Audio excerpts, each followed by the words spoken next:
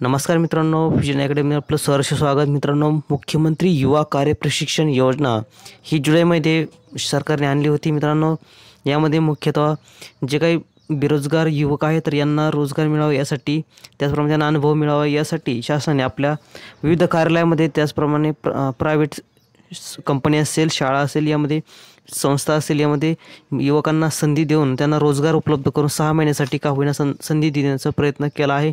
तर मित्रांनो, यामध्ये शिक्षकांचा सुद्धा समावेश आहे. मित्रांनो, जे बेरोजगार डी.एड. बी.एड. धारक आहे तर यांनासुद्धा शाळांमध्ये संधी देण्याचा शासनाचा प्रयत्न आहे. तर यामध्ये मित्रांनो, डी.एड. बी.एड. धारकांसाठी सुद्धा नोटिफिकेशन आले होते. त्यासाठी बेरोजगार तरुणांनी सुद्धा अप्लाय केला होता. ही जाहिरात आहे मित्रांनो लातूर जिल्ह्याची. तर येथील युवकांनी सुद्धा यासाठी अप्लाय केला होता आणि यामध्ये लातूर जिल्ह्यातील बरेचसे युवक यामध्ये जॉईन झाले आहेत. तर मित्रांनो, काय आहे संपूर्ण मुख्यमंत्री युवा कार्य प्रशिक्षण योजनेस डी.एड. बी.एड. धारकांसाठी रुजू आदेश.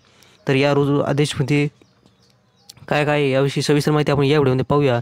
त्यापूर्वी चॅनलवर नवीन असाल प्लीज चॅनलला सबस्क्राईब करा, लाईक करा, शेअर करा. तर पाहूया सविस्तर रुजू आदेश मुख्यमंत्री युवा कार्य प्रशिक्षण योजना शिक्षक डी.एड. बी.एड. धारक. तर मित्रांनो, ही शिक्षणाधिकारी प्राथमिक जिल्हा परिषद लातूर अंतर्गत ही नोटिफिकेशन आहे. रुजू आदेश हे संपूर्ण आहे. यामध्ये विषय कौशल्य रोजगार उद्योजकता व नाविन्यता विभागाचा शासन निर्णय क्रमांक 9 जुलै रोजी हा GR आला होता.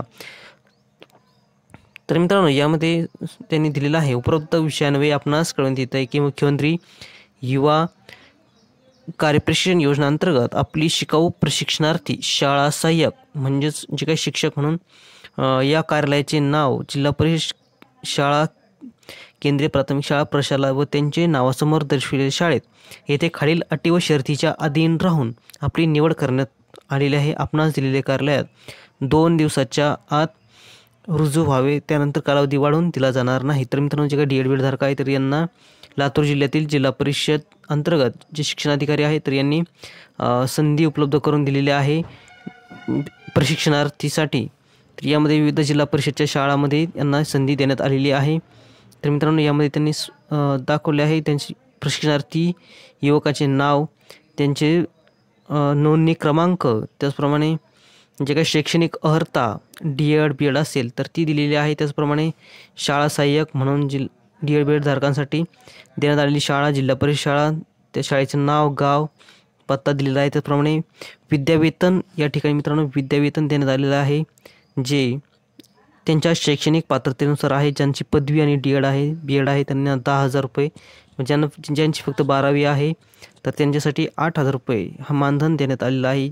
तर या ठिकाणी पाहू शकता, ज्यांचं फक्त 12वी आणि डी.एड. आहे त्यांना 8,000 आणि ज्यांचं पदवी आणि डी.एड. आहे त्यांना 10,000 रुपये प्रति महिना मानधन तत्वावर ही योजना आहे. 6 महिन्यासाठी ही प्रशिक्षण योजना आहे.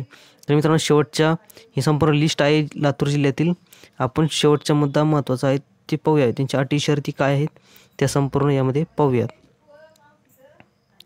यामध्ये महत्त्वाचे मुद्दा म्हणजे जे काही डी.एड. बी.एड. धारक आहेत तर यांच्यासाठी अटी शर्ती काय आहेत. तर यामध्ये सर्वप्रथम आहे ते म्हणजे सदर कार्यप्रशिक्षण कालावधी 6/9/2024 पासून ते 6/3/2025 पर्यंत आपण रुजू झाल्यानंतर 6 महिने राहील. नियुक्तीचा कालावधी संपल्यानंतर आपली शिकाऊ प्रशिक्षणार्थी निवड संपुष्टात येईल. तसेच संबंधितास रुजू झाल्यापासून 6 महिन्याच्या कालावधीत धरण्यात येईल. आपले विद्यावेतन शैक्षणिक पात्रतेनुसार 6,000, 8,000, 10,000 हे ऑनलाईनद्वारे आपल्या आधार संलग्न बँक खात्यामध्ये DBT अंतर्गत कौशल्य विकास रोजगार उद्योजकता आयुक्तालय यांच्यामार्फत अदा करण्यात येईल.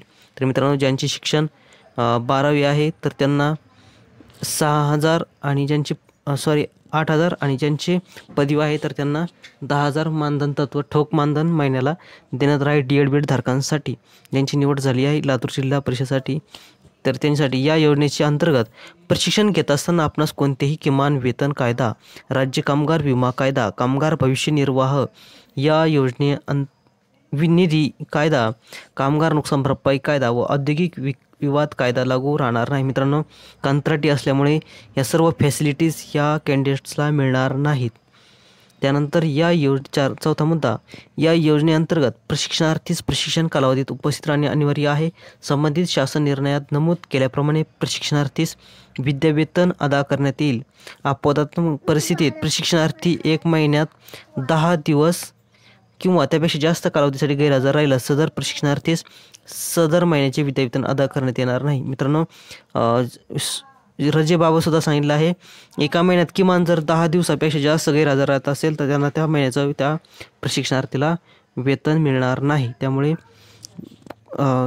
जास्तीत जास्त ही उपलब्धता त्या संबंधित शाळेत असणं गरजेचं आहे.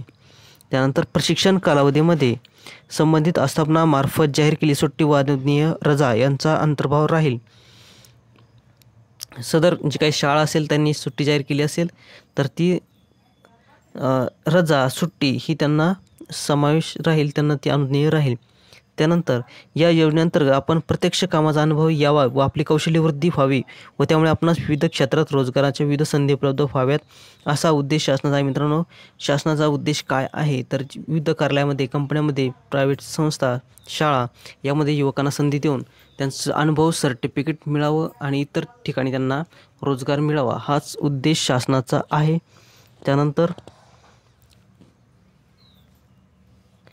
त्यानंतर मुद्दा आहे तो म्हणजे आपणास कायमस्वरूपाची नोकरी देण्यास कोणतीही हमी शासन देत नाही अथवा यावर जिल्हा परिषद काही संबंध राहणार नाही. मित्रांनो, 6 महिन्याचं विद्यावेतन संपल्यानंतर आपणास कायमस्वरूपी नोकरीत घेणार नाहीत, तर ही फक्त 6 महिन्यासाठी प्रशिक्षण योजना आहे. यानंतर जिल्हा परिषदचा कोणताही कायमस्वरूपीचा दावा करता येणार नाही आपल्याला. त्यानंतर आपणास मिळणारे विद्यावेतन, 7वा मुद्दा, आपणास मिळणारे विद्यावेतनाची रक्कम जमावण्यासाठी http://rozgarmahaswayam.gov.in या संकेतस्थळावर नोंदणी करणे बंधनकारक राहील.